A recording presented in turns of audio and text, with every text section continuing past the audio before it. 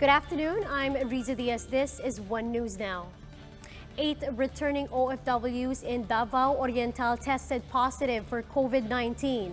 Now, the LGU says returning OFWs and residents should still follow stringent health protocols upon arriving in the city. Jem Avancenia is reporting to us live from Davao City. Jem? These 7 health workers here in Davao del Sur Provincial Hospital tested positive of COVID-19. Digo City Mayor Joseph Caga says all patients who are all asymptomatic are now in a city's isolation facility. This prompted the hospital to temporarily shut down for disinfection. Just this morning, a 17-year-old woman had no choice but to give birth outside the provincial hospital because she was barred entry.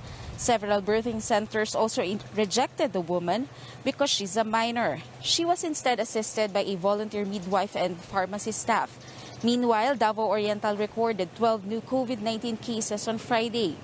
The Provincial Task Force for COVID-19 Action says 8 of these are OFWs who arrived in the province last May 26 through a Manila-Davao sweeper flight.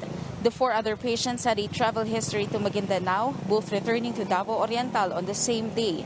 The LGU says all individuals entering the province are required to undergo swab tests, while those who will come from areas with local transmission of COVID-19 will have to undergo a 14-day quarantine.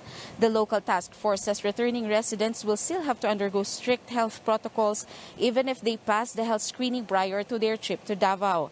Latest DOH count shows Davao del Norte has 1 new coronavirus case, while Davao City had a spike of 30 new cases on Friday. Riza, starting on Monday, bus operations in Davao City will resume but is limited only to a single trip per day going to Digo City, Davao del Norte, Davao Oriental, and Davao de Oro. Riza? Jem, just a few clarifications. Were the 8 positive OFWs positive for COVID-19 among the 24,000 that's returning workers that the government already sent home this week?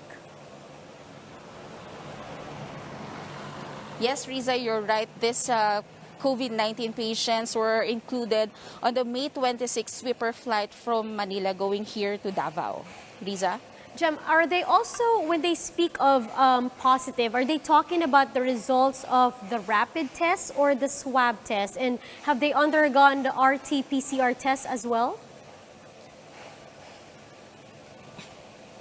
Riza, all these patients underwent this rapid test and was afterwards underwent confirmatory testing according to DOH 11.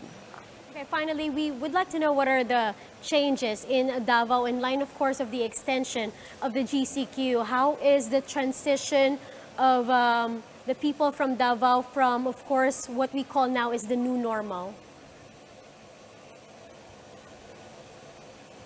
Reason for Davao City, we observed that traffic situations, especially on downtown areas, are slowly going back to normal. Almost the same here in Davao del Sur, which will be shifted to MGCQ on Monday. All right, thank you. That was Jem Avancenia reporting to us live from Davao. Meanwhile, here are other stories we're keeping our eyes on. COVID-19 cases in the country has ballooned to 1,046 on Friday, bringing the total tally to 16,634. But the health department insists only 46 of these are what it calls fresh cases. DOH says 1,000 of the new data were old cases or test results dated more than 4 days ago, but were just recently confirmed by the Epidemiology Bureau. Cities of Cebu and Mandaue will shift to a general community quarantine from June 1 to June 15. That's according to presidential spokesperson Harry Roque. The cities are currently under modified enhanced community quarantine. And U.S. President Donald Trump says he would strip several of Hong Kong's special privileges with the United States and bar some Chinese students from U.S. universities. This is in anger over Beijing's move to pursue the much criticized national security bill in Hong Kong. For more updates, follow News 5, The Philippine Star, and Business World Online. I'm Riza Diaz. We are One News.